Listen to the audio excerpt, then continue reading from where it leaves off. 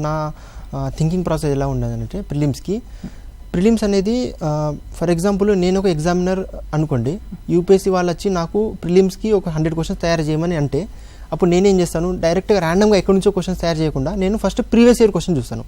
So previous year క్వశ్చన్కి for example పాలిటీలో ఈ టాపిక్కి ఇలా క్వశ్చన్స్ అడిగారు, సో నేనేం చేయాలంటే నెక్స్ట్ ఇయర్ ఇలాంటి క్వశ్చన్సే నెక్స్ట్ ఇయర్ ఇవ్వాలి. ఇంత టఫ్ ఇవ్వద్దు, మరి అంత ఈజీ ఇవ్వద్దు, ఎలా యూపీఎస్సీ ప్యాటర్న్లో ఎలా యూపీఎస్సీ ఎగ్జామినేషన్లో ప్రీవియస్ ఇయర్ క్వశ్చన్లు ఎలా ఇచ్చారో దాన్ని బట్టి ఇవ్వాలి. సో మనం మెయిన్ ఫోకస్, మెయిన్ ఇంపార్టెన్స్ ఏంటంటే ప్రీవియస్ ఇయర్ క్వశ్చన్స్ చూస్తే మనకు ఐడియా వస్తుంది, అంటే ఈ లెవెల్ ఆఫ్ క్వశ్చన్స్, ఈ లెవెల్ ఆఫ్ టఫ్నెస్ అనేది యూపీఎస్సీ వాళ్ళు ప్రిపేర్ చేస్తున్నారని. తర్వాత నెక్స్ట్ ఏంటంటే సిలబస్కి బయట రాదు. యాక్చువల్లీ ప్రిలిమ్స్కి ఒక 7 to 8 పాయింట్స్ ఉంటుంది సిలబస్లో, కానీ అది చాలా బ్రాడ్గా ఉంటుంది. కానీ మనకు ప్రీవియస్ ఇయర్ క్వశ్చన్ చూస్తే for example polity previous year question చూస్తే లక్ష్మీకాంత్ నుంచి ఒక సర్టెన్ నెంబర్ ఆఫ్ క్వశ్చన్స్ అనేది వస్తుంది దాంట్లోకి వెళ్ళి. So Laxmikanth is like a bible for polity అని చెప్పాను నేను.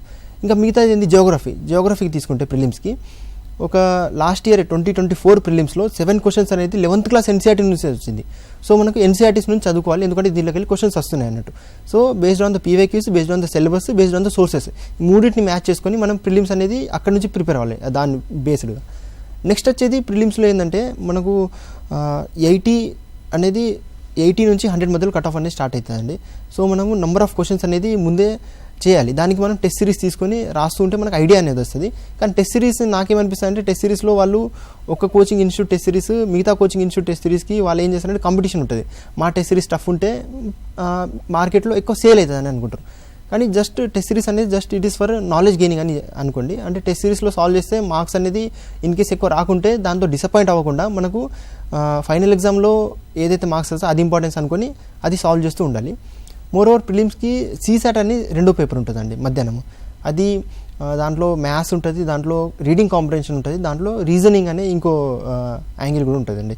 సో దానికి ఒక 80 క్వశ్చన్స్ ఉంటుంది, మనకు 66 మార్క్స్ అనేది కట్ ఆఫ్ ఉంటుంది. సో దాంట్లో ఏంటంటే నేనేం చేస్తానంటే basically I'm from engineering background కాబట్టి నేను మ్యాథ్స్ ఎంత ఎక్కువ ప్రాక్టీస్ చేయను. కానీ చాలామంది ఉంటారు, మనము రూరల్ బ్యాక్గ్రౌండ్ నుంచి వచ్చిన వాళ్ళు తెలుగు మీడియం నుంచి వచ్చి ఉంటారు, లేకుంటే ఆర్ట్స్ చేసి ఉంటారు వాళ్ళ బ్యాక్గ్రౌండ్లో. సో వాళ్ళకి ఏంటంటే కొంచెం రీడింగ్ కాంప్రహెన్షన్ అనేది వాళ్ళు ఎప్పుడు గ్రాడ్యుయేషన్ నుంచే ఈ హ్యుమానిటీ సబ్జెక్ట్ చదువుతూ ఉంటారు కాబట్టి వాళ్ళకు అది కొంచెం స్ట్రాంగ్ ఉంటుంది. సో మనకు ఎక్కడ స్ట్రెంగ్త్ ఉందో దాని మీద మనము వర్క్ చేయాలి. ఎక్కడైతే వీక్నెస్ అయితే ఉందో, ఫర్ ఎగ్జాంపుల్ మ్యాథ్స్ ఉంటే మ్యాథ్స్ మీద ఏదైతే certain number of topics repeat అవుతూ ఉంటుందో, ఏదైతే ఆ ప్యాటర్న్ ఏదైతే మనం ఐడెంటిఫై చేస్తామో దాన్ని బట్టి మనం ప్రిపేర్ అయ్యి చేస్తే జస్ట్ 66 అనేది కట్ ఆఫ్. కాబట్టి ఒక 80 క్వశ్చన్స్లో మనం ఈవెన్ 50 క్వశ్చన్స్ కూడా అటెంప్ట్ చేస్తే దాంట్లో 10 పోయినా మనకు ఈజీగా 66 అనేది క్లియర్ అవుతుంది.